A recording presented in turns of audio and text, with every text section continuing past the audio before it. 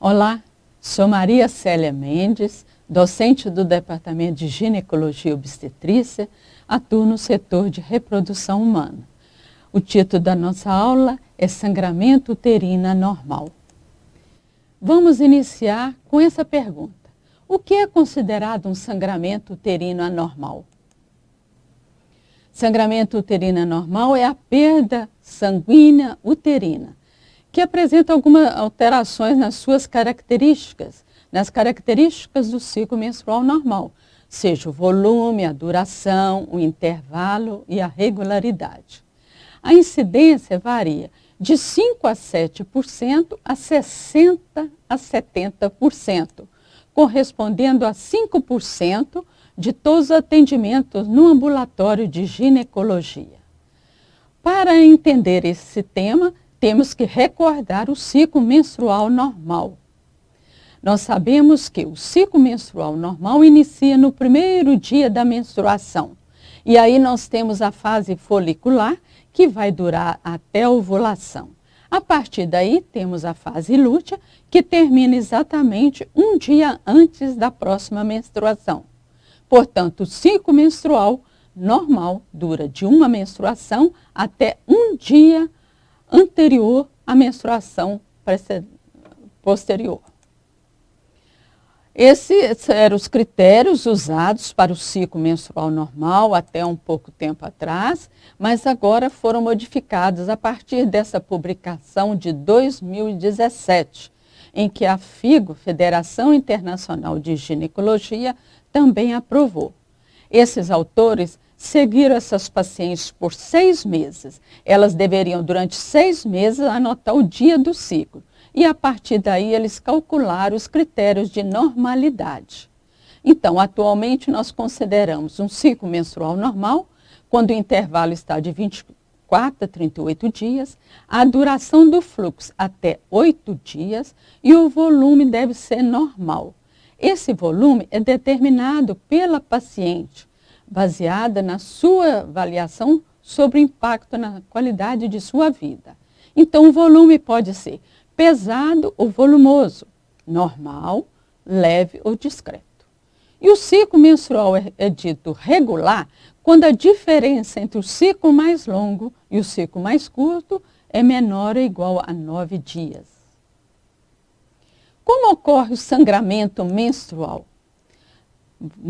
Você já sabe, mas só recordando, com a liberação do FSH, que vai atuar no folículo, ele vai produzir estradiol até no metade do ciclo, quando os níveis ficam bem elevados. No final dessa fase, olha, já tem o aumento da progesterona, pequena elevação, e níveis altos do LH, que vai desencadear a ovulação. Na segunda fase, o corpo lúteo é que comanda. Então, ele vai produzir estradiol em pequena quantidade e uma progesterona em quantidade maior. E quando no final dessa fase, quando há regressão do corpo lúteo, há a queda desses hormônios. Então, à medida que o estradiol aumenta, ele vai provocar no endométrio um crescimento do endométrio. Então, nós chamamos que é a fase proliferativa. Na segunda fase, a ação da progesterona e do estrógeno vão desencadear mudanças no endométrio, uma maturação do endométrio, e é chamada fase secretora. Portanto, na primeira fase, além do crescimento de espessura do endométrio, há também um crescimento das glândulas que estão tubulares e um crescimento dos vasos que crescem sem se ramificar. Na segunda fase, vai haver um crescimento discreto do endométrio, não desse tamanho, nessa espessura que aparece nesse slide. Então, aumenta um pouco a espessura, mas o que vai acontecer agora com as glândulas e as artérias, as arteríolas? Vão se tornar tortuosas. Então, nós podemos ver aqui nesse slide, a partir da artéria uterina, parte a artéria arqueada, depois tem uma artéria que avança, né, no miométrio, e depois nós vamos ter a artéria reta e a artéria espiralada. Então, Quando a paciente menstrua, ela vai perder toda essa camada funcional.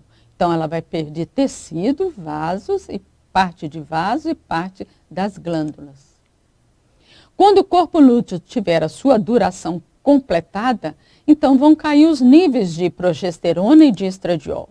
Isso vai ocorrer alguma alteração no endométrio.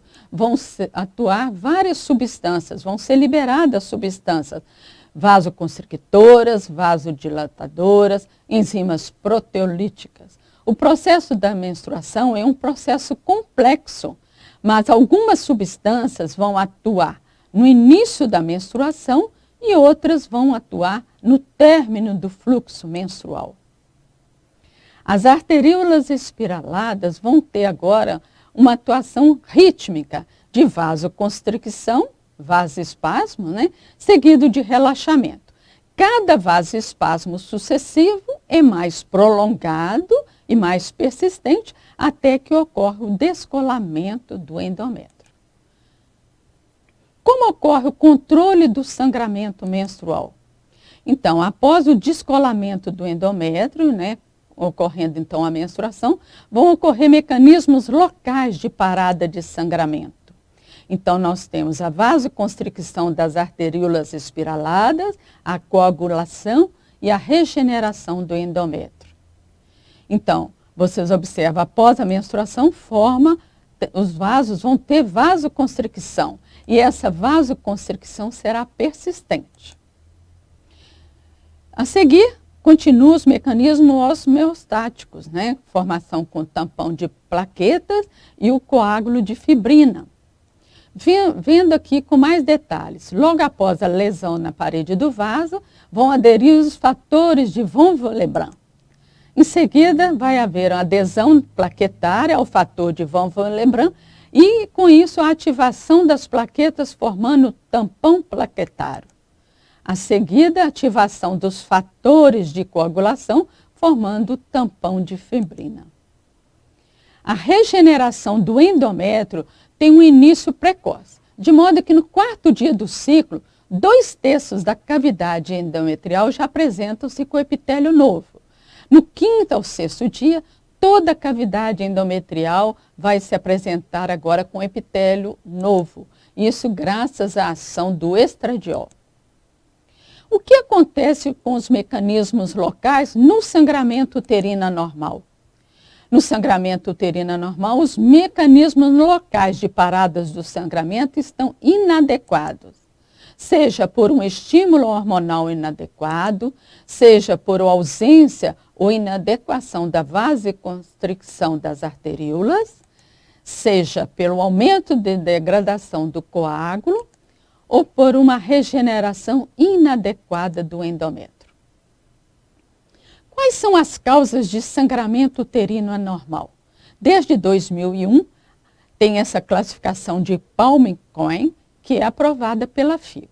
A palavra Palm é formada pelas iniciais dessas doenças: pólipo, adenomiose, leiomioma, hiperplasia e malignidade endometrial. Essas aqui são chamadas causas estruturais. E a Cohen é formada das palavras coagulopatia, disfunção ovulatória, causas endometriais, iatrogênicas e não classificadas. Essas são chamadas causas não estruturais. O termo sangramento uterino disfuncional foi abolido pela FIGO por recomendação da FIGO. Na verdade, o sangramento uterino disfuncional corresponde à disfunção ovulatória e às causas endometriais. As causas estruturais diferenciam das causas não estruturais porque as causas estruturais, que são as categorias Palm, podem ser definidas por exames de imagem, como ultrassom, histerossonografia, histeroscopia, ressonância magnética e avaliação histopatológica. E as causas não estruturais, que são as categorias Cohen, não podem ser definidas por esses exames. Então, aqui vejamos uma causa Palm, que é o pólipo. São essas pequenas nodulações que crescem a partir do endométrio.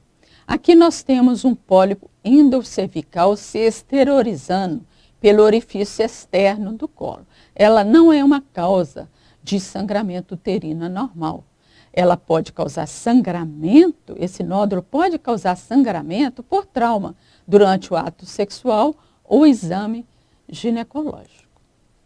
Aqui nós podemos ver um exame de ultrassom, então aqui você pode ver, olha, o útero, aqui dentro o endométrio e essa nodulação, é uma imagem sugestiva de pólipo. Se nós fizermos uma histerossonografia, jogar soro fisiológico dentro da cavidade, nós podemos ver esse pólipo mais facilmente. E a categoria, o exame ouro, né, é a histeroscopia, onde nós podemos ver o pólipo. Outra categoria palmo é o leiomioma. Então aqui nós temos o mioma subseroso, que não causa sangramento uterino normal, mas o mioma submucoso, esse sim, causa, a principal causa de sangramento uterino entre os miomas, seguido pelo intramural. Aqui nós temos um mioma submucoso pediculado, que também causa sangramento, mas não é tão frequente como o submucoso comum. Aqui nós temos um ultrassom, onde você pode ver aqui, olha, todo o útero e aqui um mioma subseroso. Aqui nós podemos ver um mioma submucoso. Então, aqui a imagem do útero, aqui é a cavidade e aqui é o mioma. Aqui é uma imagem vista por histeroscopia. E aqui um mioma pediculado, feito histerossonografia. Histerossonografia e você pode ver o mioma pediculado. Outra causa palma é a adenomiose. A adenomiose é uma endometriose. A adenomiose, o endométrio está geralmente, o local dele normal é aqui dentro da cavidade do endométrio. Mas ele pode crescer em outras áreas, além daqui. Por exemplo, pode crescer no ovário, no peritônio. E aí ele chama endometriose. Quando o endométrio cresce aqui dentro do miométrio, ele é chamado adenomiose. Portanto, a adenomiose é uma forma de endometriose. Então, aqui pelo ultrassom nós podemos ver um miométrio heterogêneo, podemos ver essas imagens em leque, ou podemos ver aqui imagens hipoecogênicas ou anecoicas ou hiperecogênicas no miométrio. Outra causa palma é a hiperplasia e malignidade do endométrio. Então, o endométrio, numa pessoa normal, ele está bem regular. Aqui, quando existe um espessamento desse endométrio, pode ser uma hiperplasia ou um câncer de endométrio. Então, nesse caso, o histopatológico vai mostrar a diferença e se é, de fato, hiperplasia ou câncer de endométrio. Então, vocês podem ver aqui no ultrassom. Aqui tem o corpo do útero, aqui tem o colo do útero. Nesse interior aqui, vocês podem ver essa imagem mais hiperecogênica. Isso é um endométrio espessado. E aqui vocês podem ver um endométrio espessado com as imagens anecoicas. Então, nós temos um miométrio heterogêneo. Então, o endométrio está espessado, precisamos fazer o histopatológico para saber se é hiperplasia ou é maligno. As causas de sangramento uterino em mulheres de 30 a 50 anos são os fibroides, que mesmo é o sinônimo de mioma, ocorre em 30% dos casos, os pólipos em 20%, já a hiperplasia endometrial vai aparecer em 10% dos casos e em 40% dos casos a mulher vai ter cavidade uterina normal. Portanto, a causa de sangramento seria causada por outros fatores. Vamos agora ver as causas COIN. A primeira é a coagulopatia. Doença de von Willebrand, que excede 1 a 2% das pessoas. Alteração das plaquetas é um pouco menos frequente, ocorre entre 1 a 10 mil pessoas. E a alteração dos fatores de coagulação ocorre em 1 a 100 mil a 2 milhões de pessoas. Então, é bem mais rara. Então, vocês podem ver aqui, olha, quando existe uma lesão na parede do vaso, no endotélio, vão chegar até ele os fatores de von Willebrand e depois a plaqueta formando a placa plaquetária. Depois tem a fibrina formando o coágulo. Quando existe a deficiência dos fatores de von Willebrand, não vai acontecer a formação da placa nem do coágulo, então teremos sangramento. A doença de von Willebrand incide na população 1 a 2%. Agora, se ela é adolescente e apresenta aumento do volume menstrual, aumenta para 5 a 30% dos casos. Outra causa COIN é a disfunção ovulatória. Vocês podem ver que no ciclo menstrual normal tem que haver um equilíbrio nas ações do estrogênio e da progesterona. Quando existe uma disfunção ovulatória, vai haver uma diminuição da produção de progesterona ou simplesmente não vai produzir progesterona. Então, por exemplo, num caso de anovulação, onde a paciente não ovula e, portanto, não tem a produção cíclica da progesterona. Ou pode acontecer formou o corpo lúteo, mas existe uma produção hormonal deficiente. Outra causa de sangramento é quando a produção de estrogênio em pequena quantidade. Vocês podem observar aqui, olha, a concentração de estrogênio, uma certa concentração é necessária para a manutenção do endométrio. Então, se houver queda do estrogênio, pode haver um sangramento uterino anormal por supressão. Outra causa de sangramento é dito por ruptura. É o que acontece, por exemplo, na síndrome de ovário policístico. O estrogênio vai provocar no endométrio um aumento do espessamento desse endométrio.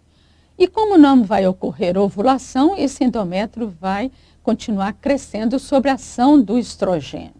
Até que vai chegar um momento que ele vai se tornar tão espesso e que os vasos sanguíneos não vão conseguir suprir esse tecido. Então vai ter um sangramento por suporte vascular inadequado. A maioria dos distúrbios ovulatórios tem uma origem definida, né, que são as endocrinopatias. Pode ser a SOP, que é a síndrome de ovário policístico, um hipotireoidismo, uma anovulação de origem hipotalâmica, por exemplo, no exercício físico extenuante. Os distúrbios ovulatórios ocorrem com muita frequência nos extremos da vida reprodutiva, por exemplo, na adolescência, após a menarca e na transição menopausal. Outra causa de sangramento COIN são as causas endometriais. Então, pode ser por uma deficiência na produção local de vasoconstrictores, uma produção local excessiva do ativador do plasminogênio, que vai promover a lise acelerada de coágulo endometrial. Ou pode ser por um aumento da produção local de vasodilatadores. Testes que medem tais anormalidades não são usados na prática clínica porque eles não estão disponíveis para uso clínico. Outras causas endometriais são aquelas causadas por infecção por Chlamydia trachomatis ou por anormalidades na resposta local, a resposta inflamatória local, ou por aberrações na vasculogênese no endométrio. Essas causas vão determinar sangramento intermenstrual ou um sangramento uterino anormal prolongado. Geralmente não é volumoso, porque essas causas dificilmente causam sangramento volumoso. Pode ser um sangramento prolongado, mas em pequena quantidade. Até o momento não é bem definido o papel da infecção e de outras desordens inflamatórias locais na gênese do sangramento uterino anormal. Outra causa COIN são as causas iatrogênicas. Por exemplo, com o uso de esteroides exógenos, usados, por exemplo, nos métodos anticoncepcionais combinados ou nos progestagênios. E também na terapia hormonal. Pode ser causada também pelo uso do DIU de cobre, do DIU medicado com progesterona ou nos implantes. Pode ser também devido ao uso de anticoagulantes. Algumas substâncias e alguns medicamentos podem causar sangramento uterino anormal. O cigarro, por exemplo, ele aumenta o metabolismo hepático e pode alterar, produzir nos contraceptivos, a redução do nível dos esteroides. Os anticonvulsivantes e alguns antibióticos, como por exemplo a rifampicina, podem diminuir os níveis do estradiol e da progesterona. As fenotiazidas e os antidepressivos tricíclicos afetam o metabolismo da dopamina e da serotonina. Algumas causas não foram classificadas em nenhum dessas classificações anteriores, por exemplo, a endometrite crônica, hipertrofia miometrial, malformação arteriovenosa e a istimocele. Esta istimocele foi descrita mais recentemente. A istimocele é uma cavidade que se forma no local da cicatrização da cesárea, onde foi feita a incisão da cesárea. Então, vocês estão vendo aqui o corpo do útero, o endométrio e aqui é o colo. Então, essa cavidade aqui, numa visão melhor, vocês podem ver uma cavidade um pouquinho maior. Aqui pode ficar contido sangramento, sangue que pode ser, durante o ciclo, ser eliminado aos poucos. As causas de sangramento uterino anormal podem variar de acordo com a fase da vida da mulher. Então, nós podemos dividir a vida da mulher em fases. Em cada uma dessas fases, algumas doenças são mais frequentes. E durante essa fase da vida da mulher, existem 2 episódios muito importantes. A menarca, que ocorre mais ou menos aos 12 anos, e a menopausa, que ocorre mais ou menos aos 50 anos. Então, por exemplo, na pré-menarca, a causa principal de sangramento uterino anormal é a puberdade precoce. Mas nesta fase, nós temos que fazer o diagnóstico diferencial com outros sangramentos genitais. Não são originados no útero, mas são sangramentos genitais. Então, causados, por exemplo, por um trauma, por abuso sexual, por tumores de origem vaginal, ou por vaginídeo, por higiene inadequada. Desses aqui, o que mais causa sangramento genital na pré-menarca é a vaginite por hábitos inadequados. Na pós-menarca, na adolescência, a maior causa de sangramento uterino anormal é a imaturidade do eixo hipotálamo hipófise ovário, acontecendo em 80% dos casos. Mas pode ser devida também por distúrbio de coagulação ocorrendo em 17% dos casos. Desses, a mais frequente é a doença de von Willebrand. E não podemos esquecer da gravidez e aborto, que pode ocorrer em toda mulher que tem vida sexual ativa. No MENARC, as principais causas de sangramento uterino anormal são as disfunções ovulatórias e as causas uterinas benignas, como miomas e adenomiose. Mas não podemos esquecer do uso de medicações e, como tem vida sexual ativa, gravidez e aborto. Na perimenopausa, o climatério perimenopausal, nessa época já começa a ocorrer uma falência ovariana fisiológica, ela está se instalando, então é uma causa de sangramento uterino anormal, mas pode ser também por patologia uterina benigna. Pode ser os miomas, os pólipos ou a hiperplasia endometrial. E menos frequente, o câncer de endométrio e a gravidez e aborto. Na pós-menopausa, a causa mais frequente é a atrofia endometrial. Mas nós não podemos esquecer de fazer o diagnóstico diferencial com patologias endometriais benignas e o câncer de endométrio. Como diagnosticar o padrão de sangramento? Devemos orientar nossa paciente que apresenta sangramento uterino anormal a fazer o calendário menstrual por 6 meses. Numa folhinha, ela deve anotar os dias da menstruação. A partir daí, nós podemos calcular a duração do fluxo e o intervalo dos ciclos menstruais. Já o volume não pode ser avaliado desse modo, tem que ser feito de outra maneira. Nós podemos perguntar à paciente como que está sendo o seu fluxo menstrual. Se ele é em pequena quantidade, que mancha bem pouco o absorvente, ou é um fluxo aumentado que molha suas roupas íntimas, a sua saia, sua calça comprida, ou mesmo a sua roupa de cama. Então, aqui é muito importante a história da paciente. Com relação ao volume, quando suspeitar que ele está aumentado? Devemos perguntar se a paciente tem coágulos e o tamanho desses coágulos. Se eles forem maior que 3 centímetros, pode estar tendo um volume aumentado. Temos que perguntar para a paciente se ela faz uma troca de absorvente com intervalos muito frequentes, por exemplo, de hora em hora. Mas neste momento é importante perguntar, prestar atenção em alguns detalhes. Por exemplo, tem mulher que troca o absorvente com muita frequência porque ela não suporta ficar com o absorvente molhado, né? Então, às vezes, ela troca um absorvente com um pequeno sangramento. Agora, se a paciente troca com muita frequência, com uma frequência muito grande, e esse absorvente está encharcado, devemos suspeitar que o volume está aumentado. Outra característica que nós podemos observar é se a paciente tem anemia. Avaliar clinicamente e podemos também dosar a hemoglobina e a ferritina. Os valores normais da hemoglobina em mulher não grávida é maior ou igual a 12 gramas por decilitro. E a ferritina varia de laboratório para laboratório. No Hospital das Clínicas de Ribeirão Preto, os valores normais são de 6 a 150 nanogramas por ml.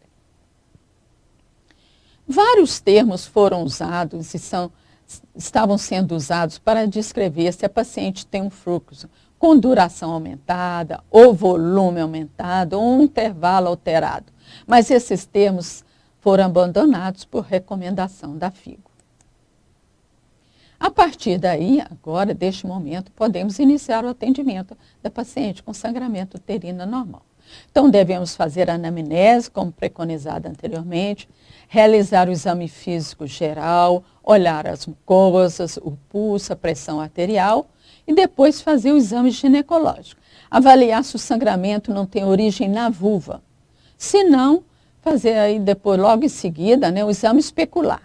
Então, no exame especular, observar se o sangramento é de origem uterina, exteriorizando pelo orifício externo, ou se o sangramento tem origem na vagina, uma lesão na vagina, ou no colo do útero, por exemplo, um câncer invasor, um pólipo endocervical que está exteriorizando pelo orifício externo, ou uma ectopia com uma infecção secundária. Então, é importante fazer o exame físico para ver a origem do sangramento. Em seguida, passamos para a propedêutica. Então, o hemograma, para ver se, principalmente naqueles casos de sangramento mais importante, e o beta-HCG deve ser feito quando existe um sangramento agudo, ou principalmente um sangramento onde existiu uma ausência de sangramento seguido por um sangramento agudo. Então, é sempre investigar se a paciente tem vida sexual ativa. Continuando a propedêutica, podemos lançar mão de alguns exames para descobrir a causa do sangramento uterino anormal. Então, podemos lançar mão de um fluxograma que nos ajuda muito no segmento desses casos. Então, nós vamos ver se a paciente tem menos 2 anos da menarca ou mais de 2 anos. Então, nesse caso aqui, olha, tem menos de 2 anos de menarca. Ela tem ciclo regular ou irregular? Se ela tiver ciclo regular, vamos pedir TSH, pode ser uma doença da tireoide, ultrassom e avaliação do hematologista. Se a ciclo é irregular, podemos observar, porque pode ser uma imaturidade do eixo hipotálamo hipófise ovariano. Mas, naqueles casos em que o sangramento é importante, a anemia é recorrente ou tem uma história positiva para alteração hematológica, aí podemos pedir uma avaliação do hematologista. Agora, naqueles casos em que a paciente já passou os 2 anos de menarca, vamos ver se o ciclo é regular e irregular. Se é irregular, pesquisar causas de anovulação. Se o ciclo é regular, vamos pedir o TSH e o ultrassom. E a avaliação do hematologista apenas se ela apresentou aumento do volume ou duração do fluxo desde a menarca. Está indicado o rastreamento para doenças hematológicas em todas as pacientes? A Associação Americana de Ginecologia e Obstetrícia recomenda que em adolescentes com menorragia severa deve ser feito. que é menorragia severa? É um fluxo menstrual volumoso. Esse termo menorragia não é usado mais, mas eu deixei aqui nesse slide porque isso é uma publicação de 2011. Então, nós devemos não falar mais menorragia, mas descrever se o fluxo é abundante, se a duração é abundante, ou se é um problema de irregularidade. Então, devemos fazer o rastreamento das doenças hematológicas antes de iniciar a terapia hormonal. E lembrar que 1/3 delas, desse sangramento, é devido à doença de von Willebrand. Em outros casos que devemos fazer o rastreamento para doenças hematológicas são aquelas mulheres que apresentam epistaxe e equimoses frequentes ou apresentam uma hemorragia durante uma extração dentária. Essas queixas não são frequentes, mas quando presente temos que investigar. A partir daqui agora, podemos então iniciar o tratamento. Depois de todas essas considerações, podemos iniciar esse tratamento, mas nós não vamos, não vai ser motivo dessa aula, porque isso é tema do curso de 5º ano. Para terminar, quero dizer para vocês que eu estou à disposição para eventuais dúvidas. Estou sempre no departamento de ginecologia e obstetrícia. Eu quero dizer para vocês muito obrigada.